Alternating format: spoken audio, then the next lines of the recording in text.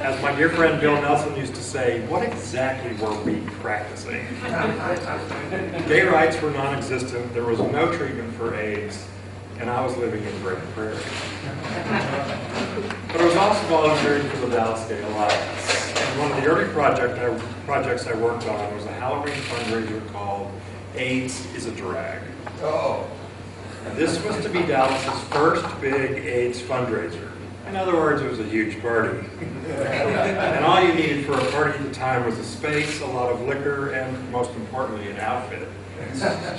So we went shopping. A friend of ours, his picture is upstairs, told us about this great wig store in downtown Dallas called I Paradise. I Paradise. What a great name for a wig store. It evoked glamour, and when we got there, I noticed the sign above the door, and there it was in big letters, I Paradise.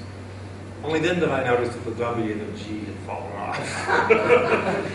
So you could see the faint outlines. So it wasn't a white paradise. But we went in anyway, and I bought my first wig.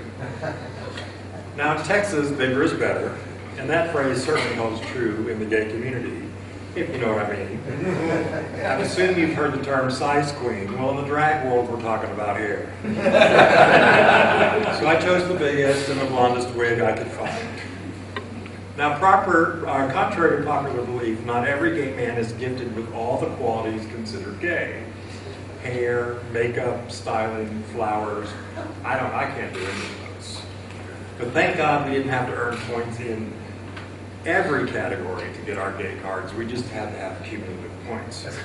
So here's the truth. There are no classes, there is no training, there is no handbook to being gay. I'm here, I'm queer, now what the hell do I do? I'd never truly done drag before, and I had no skills in the fine art of wig warming. So I pinned the wig on its styrofoam head, and I started pushing the hair around the face because I'd seen a hairstyle and said, oh, that looks good. And then I placed it down on the floor, and then I sprayed it with hairspray to mold it into shape. And I kept spraying it, and I kept forming it, and then I was happy with what I got, so I went to pick it up, and it was stuck to the floor. So I had to go to the kitchen and get a spatula.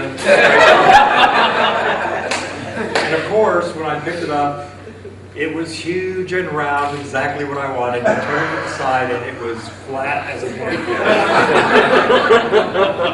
So I got 10 cans of hairspray, and I sprayed it more.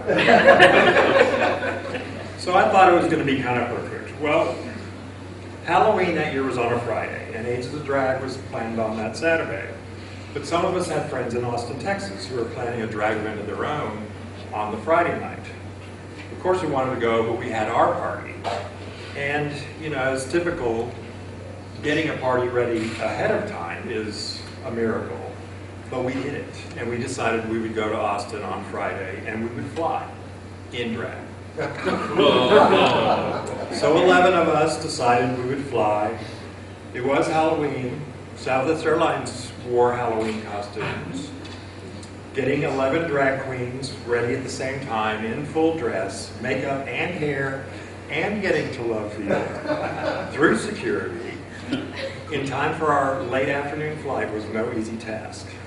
And the biggest challenge we faced was running across that huge terrazzo floor at Love Field. But we made it.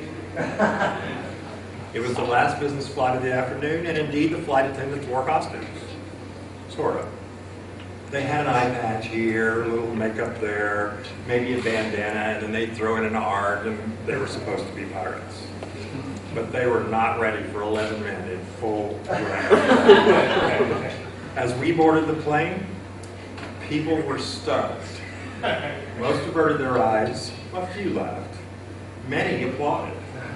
And that was all the encouragement we needed. So of course we vamped down the aisle.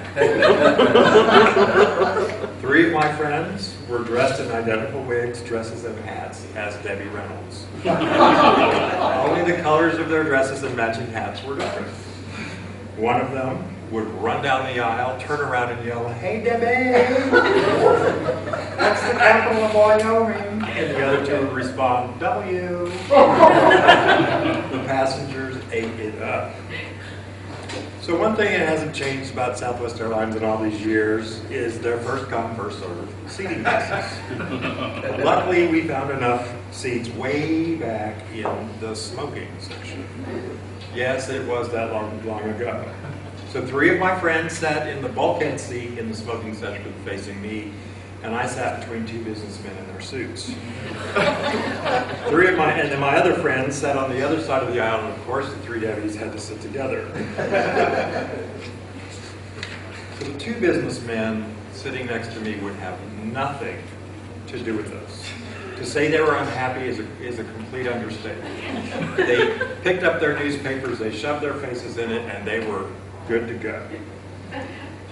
And as I told you, my hair was flat and really big. And it was hard. And so they had to sit, you've been in that seat, where you had to sit to the side, I was in the middle seat, so they were avoiding me and reading their newspapers. So a few minutes later, after we took off, we hear that familiar sign, bing, bing. And one of my seatmates proceeded to light up a cigarette.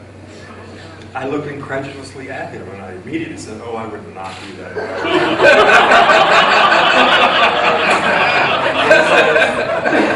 Why not? I point to my hair and I say, 10 cans of hairspray.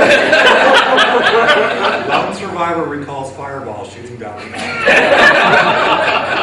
Well, he started laughing, and the other Hispanic newspaper began to shake.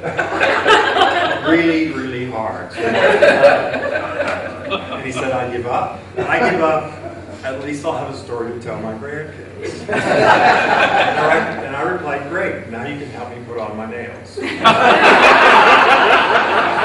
my surprise, he did. So the rest of the 45-minute flight was very normal. If normal means free drinks from the flight attendants, and believe me, you can drink a lot in 40 minutes. And if normal means having a runway show up and down the aisle, and the passengers voting for most real.